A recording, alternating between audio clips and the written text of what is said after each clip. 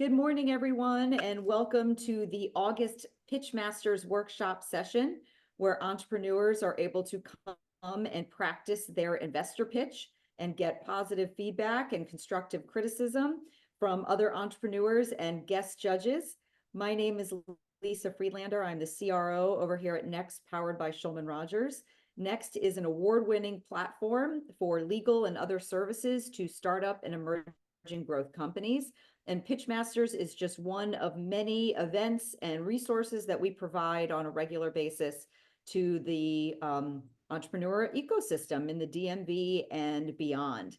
I'm super excited to have our partner in crime, SeedSpot, represented, by Lauren McDaniel. Lauren, how about introducing yourself and SeedSpot? Absolutely. Good morning, everyone. My name is Lauren. I am with SeedSpot. We are a globally ranked social impact accelerator for businesses that are making a difference in the world with their businesses. My background is I've worked with entrepreneurs for about 18 years now. And I started my career in entrepreneurship with leading a venture-backed or a VC funded tech accelerator, and always have a passion for working with entrepreneurs, especially those that are creating technical solutions, and love doing pitch coaching. So super excited to be here. Thank you guys for pitching. Thank you so much, Lauren. Yes, between Lauren and myself, this is what we do all day, every day, help entrepreneurs fundraise. So we are really excited to hear from everybody today. So just as a reminder, you have 6 minutes to pitch. Then we'll provide some feedback. Love for everybody to join in that providing feedback. It's great to hear from other entrepreneurs as well. And without further ado, Philip, I will turn it over to you. Feel free to share your screen and get started when you're ready. Great. Well, let me get that. And hey, good morning. I'm Philip. So I'll start my pitch. I'm founder of Smoover. We're here to make buying and selling real estate seamless from search to sale. As you know, in the American market, there is high competition and the customer experience is fragmented. During a purchase or sale, the customer needs to jump between these various platforms for each step of their move. And this causes a lot of friction, varying qualities of service, and the customer ultimately has little control. What we do at Smoover is integrate all this into a smoother experience with the customer being in control. This is today's agent-centered approach. However, it's a lot more complicated. If you think back to your last move, you likely faced many challenges as well. In-person high-pressure meetings, high costs, limited data on agent performance, not knowing who to trust. Ultimately, the joy of moving today is that you get to experience all of these pains, pay a ton, and have little control. You know, nearly 120 billion have been invested into real estate technology since 2019. Is it any better for you? Are you moving smoother, safer, and with more savings? Shouldn't there be a new approach? You know, we believe that real estate can be better. And Smoover starts where everyone begins their real estate journey with search and stays with them and their agent until the end with their sale. It's customer focused, agent improved, and it works for everyone. So why do we start with search? Well, it's simple. Everyone's real estate journey begins here. According to the National Association of Realtors, 100% of people search online, yet only 7% find their agent online. This is an opportunity which is ripe for innovation. And our plan for innovation starts with what we're building right now in phase one. Phase one is our MVP, where you will find the best home and the best agent. Phase two is where Smoover guides you through the transaction to optimize your decision-making. And phase three is where you'll get the best deal with a seamless end-to-end real estate sale from search to sale. Now, the benefits of Smoover are fantastic. Faster sales, massive savings, increased security. It creates winners on both sides of the deal. So ultimately, at the end of the day, you'll find the best home, the best agent, and get the best deal. We're excited about this opportunity, and we're the team to build it. We're a global, diverse team with backgrounds in real estate, machine learning, customer product design, or consumer product design, and engineering. Personally, I'm a real estate broker with over 140 million in sales. Most importantly, we have momentum and traction on our side. We're backed by Startup Bootcamp, we're a dream team behind us, and we have agents and brokerages, along with buyers and sellers, excited about a new approach to real estate. So now is the time. With nearly 3 million licensed agents in the United States, our market opportunity is massive at 3.6 billion in ARR. And for our phase 1 MVP in the Mid-Atlantic market, with only 1% capture of 1,250 agents, we project 1.5 million in ARR. We're focused on secure growth by partnering with high-performing agents and high-intent movers with guaranteed transfers through government, military, or business.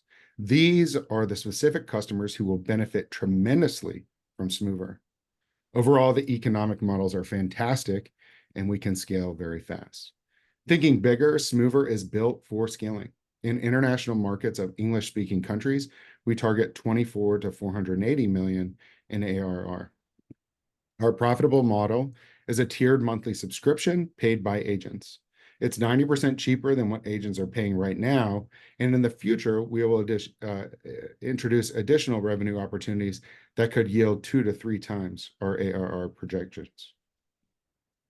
So would you join us in transforming real estate? We're raising a $1.5 million pre-seed round, which will help us strengthen the team, close 1% of the market for our phase 1 MVP, and then expand to launch our growth stage in phase 2.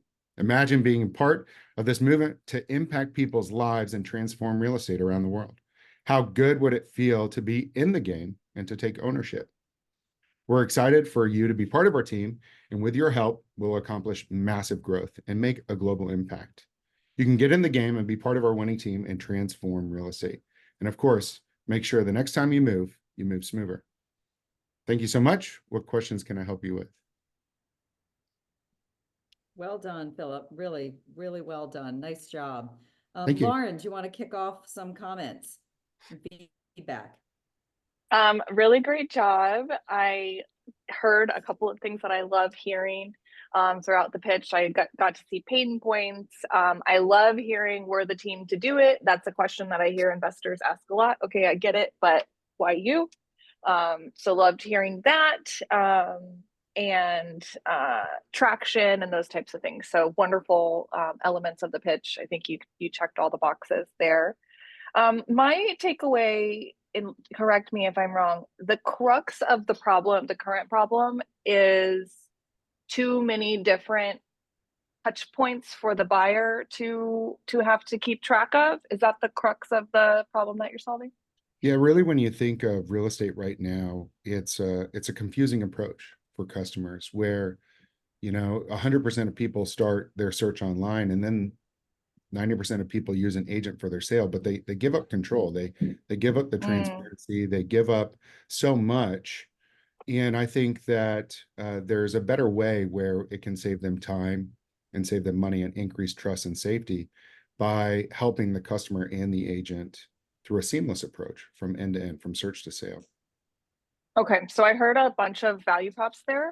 I started with confusing, then we had control, loss of control, and time consuming, expensive, all issues. I would say my recommendation would be to really hone in. Of course, these are all issues. You're gonna, have slightly different ways that you speak to folks with different needs, but what is the crux? The one thing that Smoover is really like, we can promise, you can remember it as soon as I'm done pitching. They're the ones that clear up any confusion, or and they're the ones that control. I think it all starts with search, and it involves time. And so people want a way to save time, and time is money. And okay, so time is the big thing that Smoover is solving. Right. Time. Okay. So did we talk about how, what the time difference is then for users? Yeah, so ultimately, when you look at Smoover, when you think of like the benefits here, you're no longer having a need for in-person meetings to meet someone new in an unfamiliar place. So for agents and customers, they can meet online and they can negotiate and get hired entirely online. So ultimately, instead of meeting 2 or 3 or 4 people and spending all that time off of work and driving, you can meet online and you can negotiate online. Okay, There's so the big advantage is instead of in person, this is moving these types of things online. yeah, and create, Okay, yeah, exactly. so I hope it's kind of my line of reasoning is becoming clear that I hear all the arguments that you're making. There's a lot of them, and all of them are true. I think from a branding and a pitch perspective, you got to hone in on one. If it sucks to have to take work off and drive all around, we move this whole process online. That's your core value proposition. If it's the average time it takes to XYZ is 24 months, we condense that to 2 months. That's your core value proposition. If it's that it's confusing, this provides clarity. That's your core. So I believe you. I hear you. You're obviously an expert. I would say just from a branding perspective, and I hear Smoover, what do I want to associate it with? And there's so many options right now. I'm losing it a little bit. And I think that that's an opportunity for y'all to hone in just a touch. The pitch is great. It seems like the product's beautiful. But I think just a little bit more clarity on that messaging will help everybody kind of rally around the brand. Great. Thank you. Appreciate your feedback. Thanks, Lauren.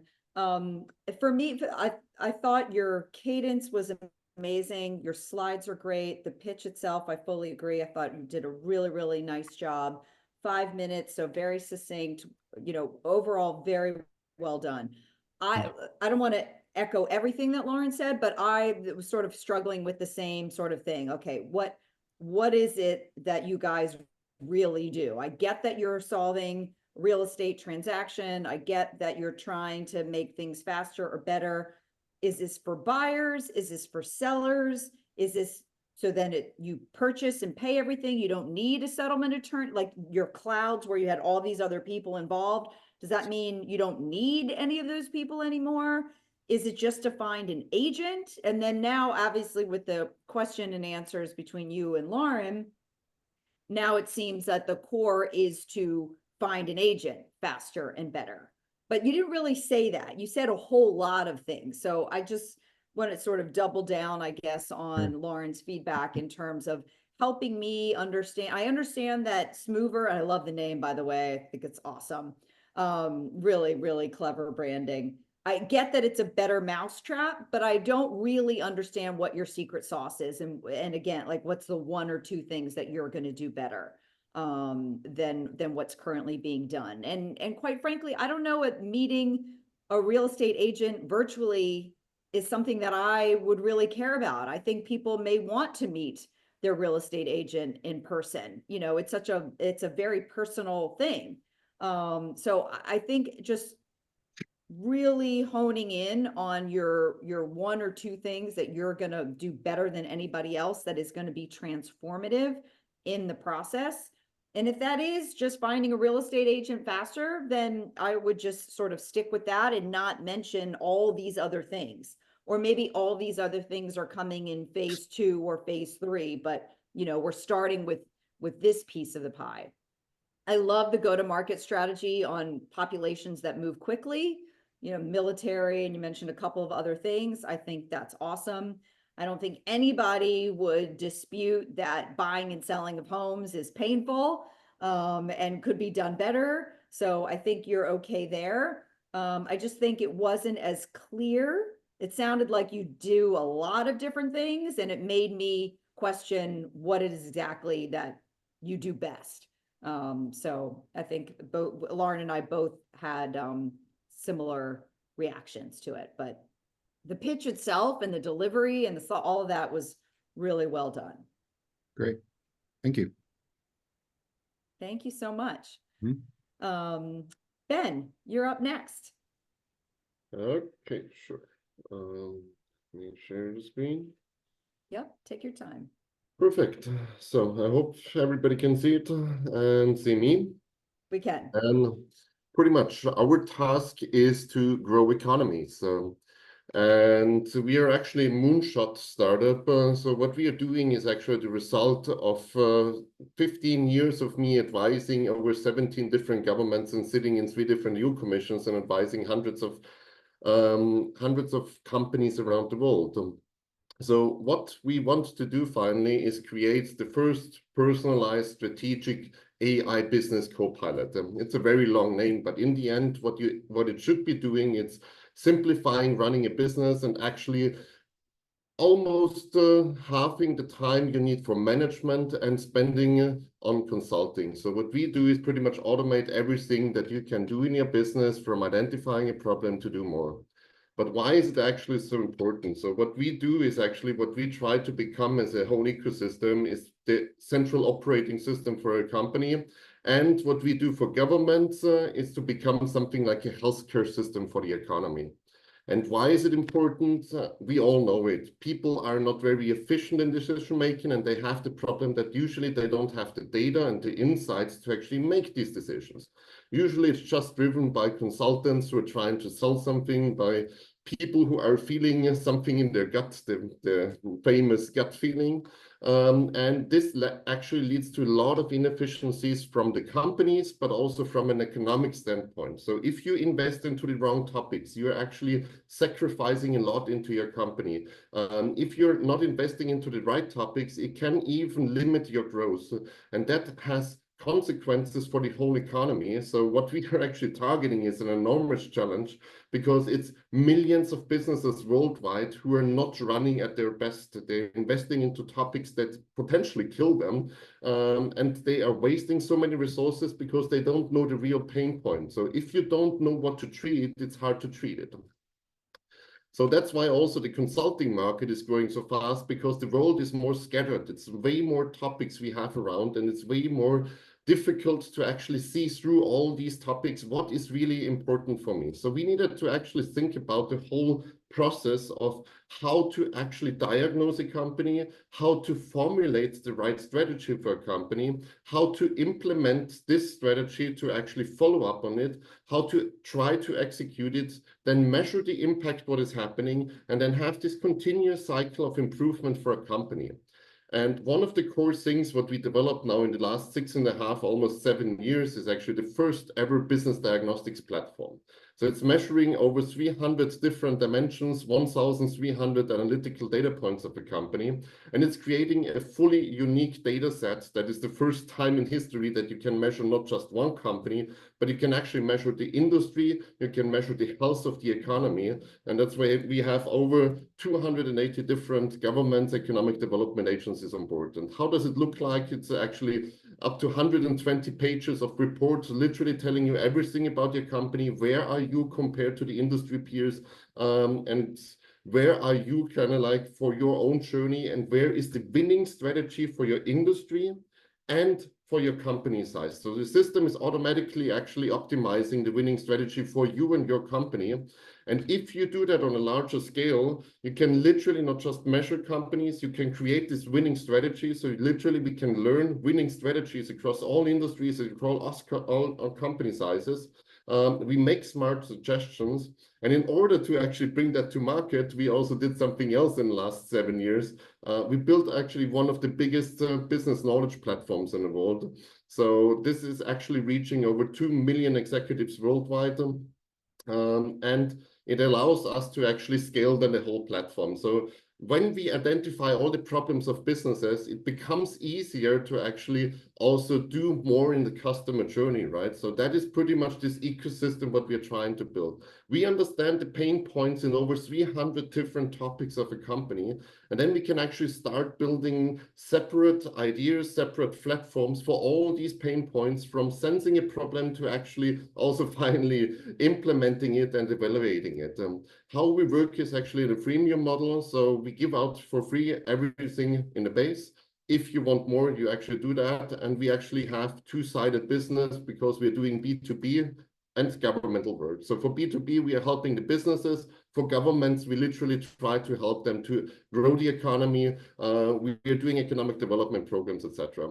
We have a very strong team, which is actually me and our CTO. We have a very specific team also in a way, because we have our own outsourcing post also for fast lead generation. And we have a large community that has to do also with our publication platform. So we have actually hundreds of experts who are working for us for free also, which gives us also a lower burn rate and helps us to grow faster. But also we have a great talent pool in this. And our ask in this is actually, we are looking now for the right people for moonshot mentality. So we are looking for partners, we are looking for advisors, anybody who can actually help us achieve that and to get to the next stage. So pretty much that was from me. Let's be bold together. Thank you so much, Ben. Nice job. Lot to uncover there.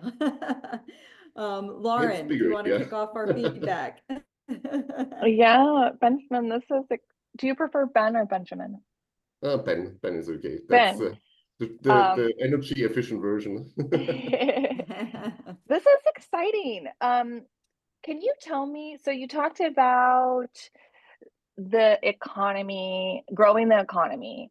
Are you thinking, is the business kind of theory of change around like creating more new businesses? Is it around making existing businesses more profitable or creating more jobs? Is it serving particular types of impact? Like what's driving that economy piece in your theory of change? Actually, all pieces of that. So we have several platforms that we are developing that have different impacts. For example, this yellow circle is for startups, so that is rather more kind of like creating new businesses. Because we have there the first pilot project actually with 80 different startup organizations. So that is literally growing new businesses and allowing more businesses to grow. Insights, for example, this business diagnostics tool is very helpful at increasing the productivity of the economy. So just think about actually that you invest 1% less into something that is unuseful, into 1% into something that is useful. So you increase the productivity output of one company for 1% and create 1% more jobs. But if you do that for thousands and tens thousands of companies, because this model is actually, we use it also with economic development agencies or ministries around the world. So if you do that for tens thousands of companies, you can literally grow the economy by 1%, but just actually increasing the productivity and also the effectiveness of the input measures. So the effectiveness of your people and your capital you're using. So we have different measures on different levels. Also, our knowledge platform, of course, you can also argue that giving people access to knowledge will always drive positive change, but that's actually also for us a trust and a reach generator. Plus also it's creating this community. So this is also our core and our identity. So there are many different things because I was advising for so many years, so many governments, especially on these topics. I pretty much put all these concepts and ideas I saw and I wanted them to do, but they didn't do it. And I put it together and said like, okay, how can I create this full customer journey? When I understand the pain points of a business, I can actually help you find the right people. I can help you find the right gig workers. I can help you actually find the right startups. So it's like a connected ecosystem. Okay, great. If I'm picturing your brain, I am picturing a web of so much experience and knowledge that is so interconnected. And you're talking about all the different types of experiences that have led you to kind of understand this macro solution and all the micro elements. What's difficult for the audience is we don't have your brain. So you're explaining, and I'm seeing, like, I'm peeking into the cracks of like you're explaining this part of the web, this part of the web, this, and it's beautiful, but it's very hard for someone who's not in your brain to follow. So what I would suggest is like maybe take what I circled like business diagnostic platform. Maybe take one element and explain that to the audience, and then maybe on a second conversation or talk about, you can show at the end, like, this is one element in the system that we're building. An exercise that I do with entrepreneurs is called the problem food chain. This is actually helpful for everyone. So what you do is you rate the core problem that you're solving, and you put it in a post note and stick it in the middle of the table or whiteboard or whatever. And then on the left of that, you write down every single contributing factor, root cause, whatever, every single thing you can think of. So if the core problem is inefficiencies in economy, like, write down all 50 of the things that you described, and maybe even start putting them into order of, like, okay, this kind of causes this, kind of causes this. I know it's not necessarily linear, but this exercise kind of asks us to think about that in a linear way. And then on the right side, it's all the symptoms, all the outcomes of that problem existing. So it's like all these things are converging to this core problem, and then they're diverging out and creating all these other issues. And when an entrepreneur like you that has a lot of those ideas and understands that web, kind of goes through that process, sometimes when presenting that then to an outsider, they're like, oh my gosh, okay, this piece of the problem makes a lot of sense to me. Or this one seems like it's a linchpin for like everything else that's going on. So I would start there with your exercise. I think you've got so much good stuff, but it does feel a little bit like a mixed salad right now that I'm sure tastes amazing. But it's just hard to kind of understand all the ingredients. And I think maybe organizing your brain a little bit more to help us keep up with you would help that storyline along. But I'd love to hear more, about what you're working on, and I'm excited for all the solutions that have led to, or all the experience that have led to kind of your macro understanding of how this can be transformative. Thank you. That's really good, a good input. Yeah, maybe I can even use that, because the problem is, in the end, it's a manifold problem. Exactly. Exactly. So that's my recommendation. Thank you. Awesome. Thank you, Lauren. For me, Ben, between the combination of how Lauren beautifully put it, your brain being a beautiful thing with all the experience that you've had, you spoke way too quickly for me. The slides had way too much text and way too much stuff, and you flew through all of it. I felt like I was gasping for breath trying to keep up with you. I couldn't read, when you have a lot of text on a slide, people are going to try to read the slide and then they're not listening to you at all. So between the combination of not being able to fully listen to you and then trying to read the slides and going quickly, and the fact I heard 3 separate products, I think you started off with an AI personal business coach. And then you moved into an entire diagnostic platform for companies, bigger companies. And then you talked about a publication, and then way too much, way too confusing, I'm interested. I think your background and your team that you also flew through, and the text was so small I couldn't see, but I could see enough to see that it was an impressive group and that you're an impressive person and that you've been doing this. So I think you need to slow it all down, regroup and reorganize and prioritize, to Lauren's comment.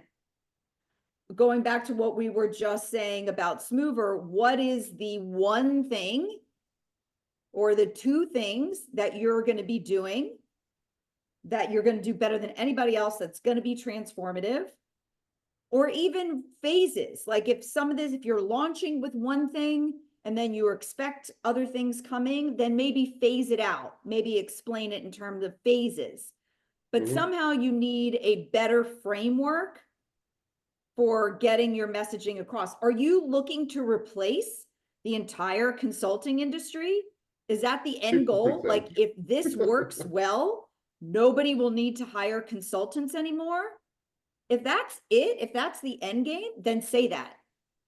I think there are a lot of people who feel a lot of different things about consulting companies and how they charge and what they do, and they put out solutions in a vacuum. Like, if you want to attack the consulting industry, do that and say, we've built a better mousetrap. It's better, it's cheaper, it uses AI, it's not in a vacuum, it's based upon the data of your own company as compared, like, you know what I mean? I don't know if that's what it is. Yeah, But it if is. you want, Actually, if it's you the said AI it well, yeah. personalized business coach, then you're like, we're putting a consulting company in the back pocket of every entrepreneur. So I think we That's just a good need to tagline. streamline the story that you're telling is still, for me, quite a bit all over the place. And you were telling it so fast and so furiously that I just had a very hard time keeping up with Okay, you. yeah. That's usually my problem. I admit that I'm usually overwhelming people. Yeah, I need to yeah. learn that better, yeah. Awesome. Okay. Thank you so Thank much. you. Yeah, of course, of course. All right, Justin, you are up. Then if you can stop shit. Yeah, perfect. All right, very exciting stuff. Speaking of consulting, you guys see my screen okay? We can. It's Yeah, if you can put it in presentation mode, that's even better, but we can see it. Yep, there All you go. right. Perfect. All right, whenever you're ready. All right, sure. My name is Justin Marcus, and I'm the CEO and co-founder of Big Four Talent. Let's see if I can get this sucker to move. Can you see it okay? Yep. It looks Yep. like the arrow's moving. Oh, there's a time delay on it. That's exciting. There we go. So Big Four Talent, we are pioneering the way for elite talent recruitment. And we're the first contingent recruiting platform to focus exclusively on this top tier finance and accounting professionals. I spent over 10 years, about 11 years in contingent staffing, starting at Robert Half, Fortune 500 staffing firm. Branched off in 2019, and I started my own firm called Gratis Staffing. And throughout the contingent recruitment process, typically agencies will charge 20 to 35% fees of initial of the salary to find these candidates. And 99 times out of 100, when companies are looking to hire finance and accounting people, they're looking to hire the best and looking to hire folks that have Big Four experience at some point, whether it's current Big Four or former experience. When you're looking at the outreaches for these candidates, though, the typical response rate is somewhere between 1% and 4%. So these candidates are overwhelmed. They are working 60 to 80 hours a week. Not to mention they're receiving about up to 30 messages on a daily basis about different opportunities. And most of the time, they don't make sense with what they're looking for. Either it's the wrong industry, it's the wrong job title, it's the wrong salary, there's no equity, the wrong size company, the wrong location. And now we've got this extra fun tier of, how many days a week is somebody going to be in the office? To give you some perspective, for non-Big Four searches, the response rates are typically 14 to 16%. So I liken it to a fisherman trying to throw a bait out there without having any real idea what these candidates want. And companies paying a heavy price to often not even find these candidates. Our platform, we have figured out a way to engage candidates that have Big Four experience by offering them a white glove service to create an account, and they get to basically handpick the exact types of opportunities that match with their interest. So by doing this alone, we've gotten a 24% response rate from these same top tier, highly desired candidates. And it only notifies them about those opportunities. And we've figured out that we save these highly desired candidates over 200 minutes in job searching or coordinating. We save employers over 8 days in time to hire. And because of automation, we do it at half the cost to employers. Here's a quick look at our platform. It's very simple. This is an employer view where an employer can create an account, sign our agreement, and then post a position. And then if that position matches exactly what the candidate is looking for, and the candidate matches exactly what the employer is looking for with that job, the candidate is first notified about the position. They can go ahead and read all up about the position. They can respond if they're interested. And if they accept the interest, they also include their availability for the first round of interviews. And when that happens, the very first time that a candidate goes to the employer portal, the employer can immediately schedule an interview with them without having to go back and forth. So again, a little bit about me and our co-founder. I won't spend too much time on it, but we've got a robust design and development team with backgrounds at IBM, Intel, Visa, AWS, Capital One. And our current market, so there's 636,000 current or former Big Four folks in the USA that are not at partner level because likely those folks are not recruitable. You can see turnover is 15% in public accounting and 10% in industry. So 75,000 Big Four candidates switch jobs each year, which is over $1 billion in recruitment fees. But the exciting part is we've built our platform so that the data can go from industry to industry or from vertical to vertical. So once we're finished scaling this part, or as we're scaling this part, we can create an IT vertical, we can create a legal vertical, we can create an HR vertical, an advertising vertical, et cetera, as a white glove service, again, to these top highly desired candidates. So we estimate we can get about 2.5% of the market in the next few years. And we're going to raise post revenue. So we're going to have revenue this month, about a month and a half after launching. We'll have revenue of about $56,000 expected. And we're going to raise $1.7 million at an 80% discount rate with about a $12 million valuation cap using safes. We've already raised $100,000. So this was kind of a little earlier on. We've raised $100,000 at an 80% discount rate using a safe with no valuation cap. So we've already got our MMP completed. We've launched in DC, Maryland, Virginia. Development team is building out version 1.5. We had almost 90 candidates of these top tier candidates after 2 weeks of launching our wait list. We've had several billion-dollar companies already create accounts and post jobs. And again, we're already in final stages of matching. There's a little bit about our roadmap, what we need to complete. I won't get super technical there. Justin, if you can wrap it up because you're well over 7 minutes. Oh, I am? Okay, that's good to know. Yeah. And so everybody that we've talked to about the platform with experience has basically been interested, and we've had nobody tell us that it's not a great idea yet. So that's us.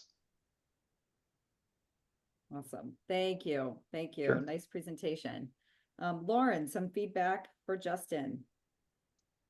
Awesome. Thank you, Justin. Well presented, well put together, organized, and appreciate that. And I saw the branding throughout the slides as well. So thank you for sharing that. I wrote down right away elite talent recruitment, a term that I wasn't familiar with, and there may be others that aren't as contingent staffing. So just a small, I looked it up really quickly, Yeah. but just a small note, that might be like an industry term that you at least, I liked how, for example, you said Big Four and then you listed them just Right. in case, so we don't feel like, oh, I'm the stupid one that doesn't know. Okay. Searches. So you said the percentage of candidates that respond to searches. Mhm.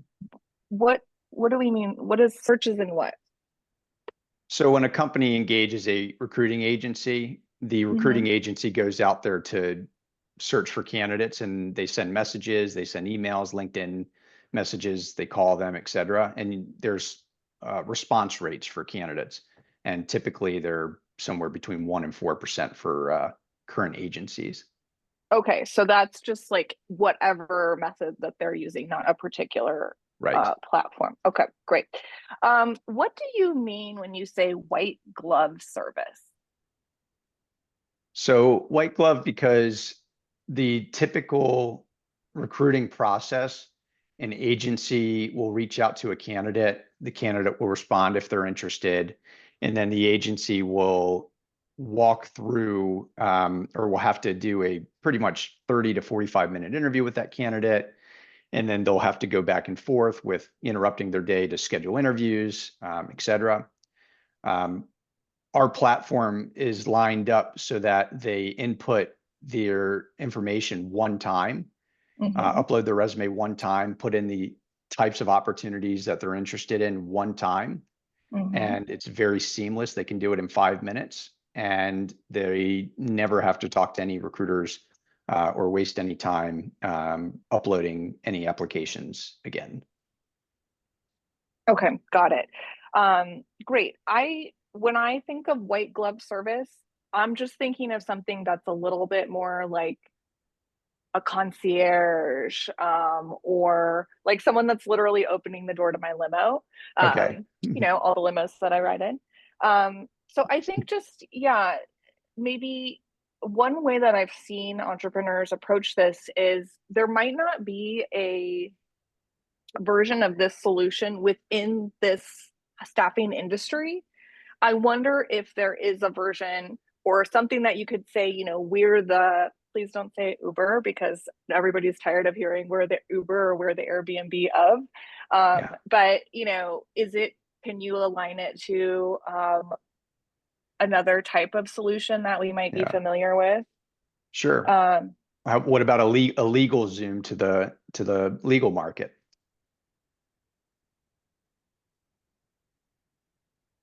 I'm sure that's great. I'm not, Okay. I mean, I don't know that one quite enough. TurboTax to tax. I don't know. There you go. Yeah. So, thinking about the value proposition for this being, you fill it out once, and then you're getting highly curated outreach to you.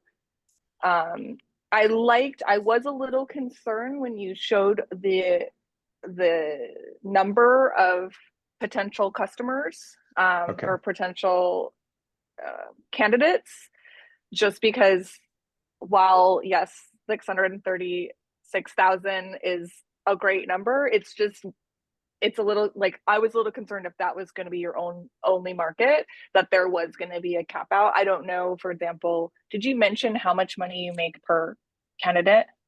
I didn't, but I can and I should. It's about 18,000 per candidate. Okay, yeah. So I think that's helpful too, because when we think about a lot of these like user platforms, that's where we have to get the numbers like super high, because the cost, the revenue per candidate or per user or whatever is so low. So I think that makes a difference.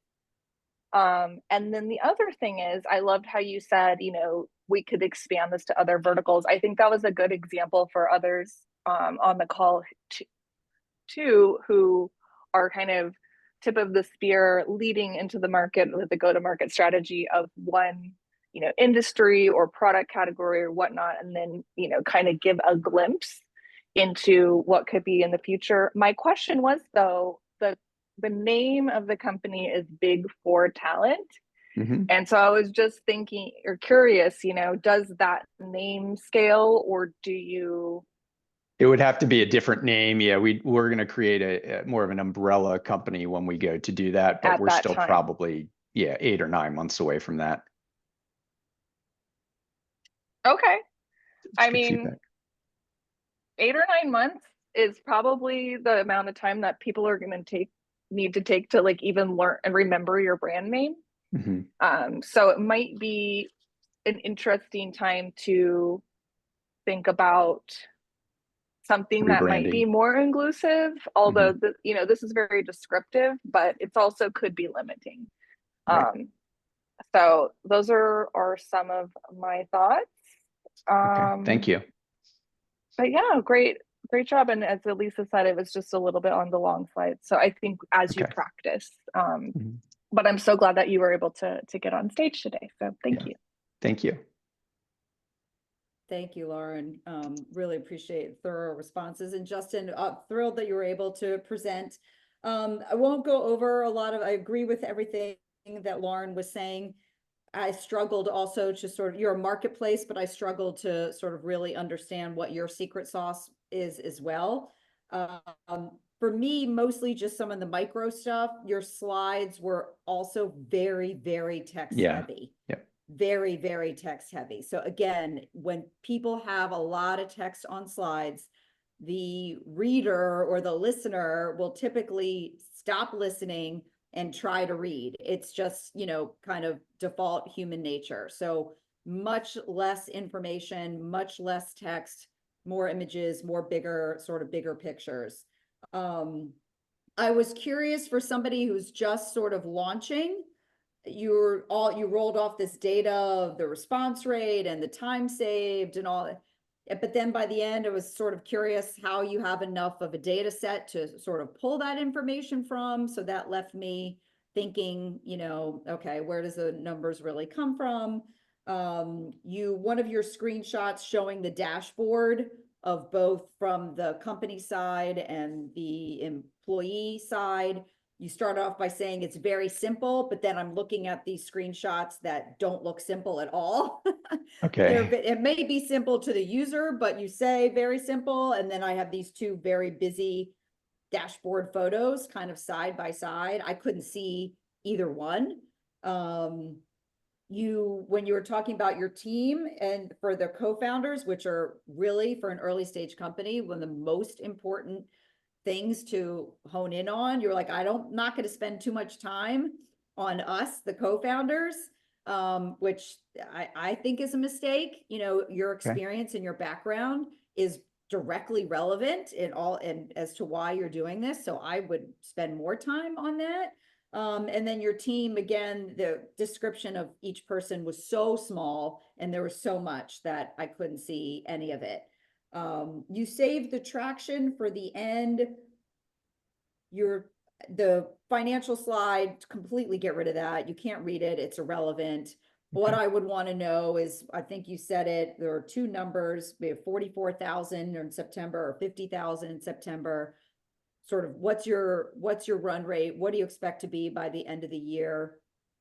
The fact that you're raising 1.7 seems awfully high to me for where you are. You can get it, great. The market will speak, but going from 100,000 to 1.7 million with a 40K in total revenue doesn't seem very realistic.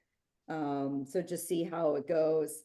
And then you say you're going to capture just 2.6% of the market. This is a pet peeve of mine. I feel that other investors have the same thing when you're talking about your go-to-market and your TAM, SAM, SUM and all that stuff. And you say, if we just get 2.6, 1% of the market or 2% of the market or whatever, then we're golden.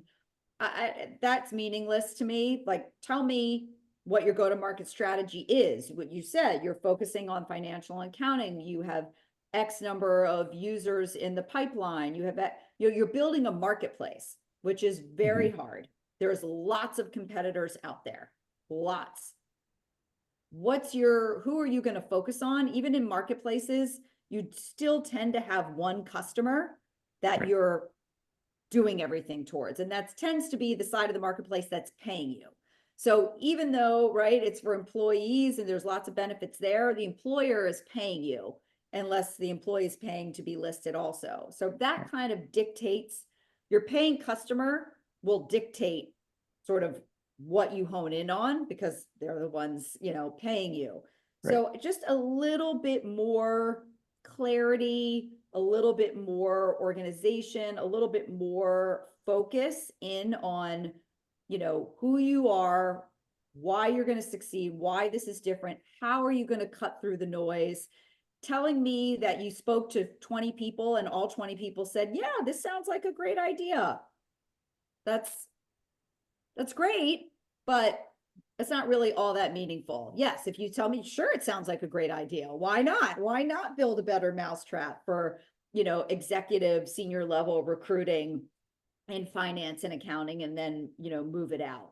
But it's such a highly competitive space. I feel like I need, as if I put my investor hat on, and I am an investor and I hear pitch, I need a little bit more. I need a little bit more to believe that this is going to be sort of the next best thing, if that makes sense. Right. Yep. Makes sense. Awesome. Thank you so much. Appreciate that, that Yeah, advice. no, thank you. And for our last couple of minutes, we'd love to open it up. We have some amazing entrepreneurs here, some that have just been listening in, and feel free, guys, to unmute yourself, raise your hand, anything, chime in. If you want to provide some feedback to Phil, Philip, Ben, or Justin.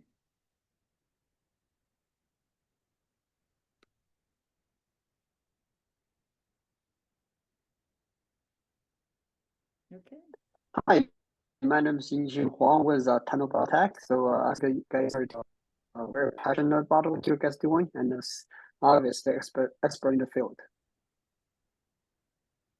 Yeah, for me, I might have if I have one question. So I want to ask, what's your protection layer? What's your barrier for other people to get in the field? Do you have a specific thing prevent other field to replicate what you guys doing? I'm sorry, who's the question for? Yeah, my question is for you guys doing, right? You guys you got software, you got AI. Is there any barrier for the new entrant into your business to replicate what you guys doing? Someone maybe younger, working harder, and then just replicate what you guys doing. I guess in this market, you mentioned. What's the moat you're building? The protective moat Gotcha. to prevent other exactly. competitors Thank you, from Lisa. coming in. Yeah. Yeah. So if I answer that question, we're copywritten. We've got a trademark listed on Subledger, or our code is copywritten. We're trademarked on the Subledger, and then outside of that, it's frankly seeing kind of who can scale the fastest. We're not scared of the bigger companies like the Robert Halfs out there in the world, because Robert Half has 15,000 sales folks. And if they all of a sudden go to market and start saying they've got this AI automated solution, guess where all the sales folks are going to go? You know, they're going to leave the company. So we're not scared about the big players, but frankly, it is kind of a race to see who can scale the quickest and get our brand out there the fastest. Yeah, thank you. Yeah. Good question. Always an important question. So maybe there could also potentially be some patents involved, Justin. I don't know if anything that you're doing is proprietary, but that might be something to consider. Typically, a copyright and a trademark is not much of a moat, and they just call it something different. Okay. In terms, and no copyright is just on a website, but that's not going to protect your business offering of what you're doing from a competitive perspective. If I might jump also in there. So for you, you're offering pretty much a service, and the platform is a nice to have thing because you're actually just creating a two-sided marketplace. So your strategic moat is pretty much built on top of your marketing efforts, because there is not really much you can patent. There is no unique process. There is nothing you really have there. As an IP, you can protect. The only thing is take care that you have good branding, build a brand, and actually on top of this brand, you can actually create this moat, because branding is trust. In today's world where everybody says he's the best, the only thing you can have is actually build a trustable brand. Right. Cool. Yeah, thank you. So I think what I'm feel I'm on the technical field, so I'm not in this in your business, but I feel like if you don't have patent protections, and execution must be super efficient. You guys have to work harder and smarter, and or build specific certain geometric region, so other people hard to compete with you guys. I mean, that's my feeling. So The problem with patents are also, I mean, it's nice for investors to say it, but especially with technology, for example, if you have 5 patent claims and you just add a 6th claim and do a little bit different, then it's already a new product. So a patent is very hard to actually enforce into the software world, and it's almost impossible to actually also enforce for a startup, because the legal fees are just outrageously high, and you don't have the press as a startup. So it's nice to actually just say like, hey, we have a patent, for example. I also applied for a patent, but knowing that anybody could do the same, because in the end, if you just change a little bit of the code, if you change a little bit of the process, if you change a little bit of whatever, everybody can do the same. Patents are working better if you have, for example, molecules, or if you have manufacturing processes that are actually unique to your product. So that is protecting your product. But otherwise, it's pretty much, especially in software or AI world, first of all, most of the AI stuff is just actually statistics. So the only thing you can patent there is actually process. And you know how easy it is to change a process. You just put in one more step of anything, and then you have a new process, and then the patent doesn't apply. So that is actually more, I think it's a little bit of a show game for investor side to say like, hey, we have a patent pending. We thought about that. But especially in software, the only moat you really have is your brand. So, I mean, you're doing biotech. Do it better than everybody. Gotcha. Do it better than everybody else. Yeah. Yeah. Okay. Right. Yeah. Worry about that customer experience. Be obsessed about customer experience. Well, thank you all so much. This has been an incredible workshop session. Really appreciate our entrepreneurs putting themselves out there today. Philip, Ben, and Justin. As a reminder, the session will be recorded. I will send it to you so you can listen to the feedback and listen to yourselves. Lauren, super grateful for SeedSpot's participation, and great to see you and have you today. Love how you think, and all the amazing feedback that you always provide is always so welcome and appreciated. I'm putting in the chat our latest initiative, My Next Raise. This is an investor readiness platform brought to you by Next. Our beta is launching in a couple of weeks. It's actually closed, but we do have a wait list that will probably move everybody off. So if you are looking to raise or preparing a fundraise within the next year or so, and looking up to understand what it means to be investor ready, as well as having tools to complete that raise, please check it out and join the beta. With that said, everybody have a great day. Enjoy the rest of August and the summer, which has gone by incredibly fast for me. I look forward to seeing everybody in September. Have a great rest of your day. Thank you all. Congratulations. Thanks again. Really appreciate the everyone. advice.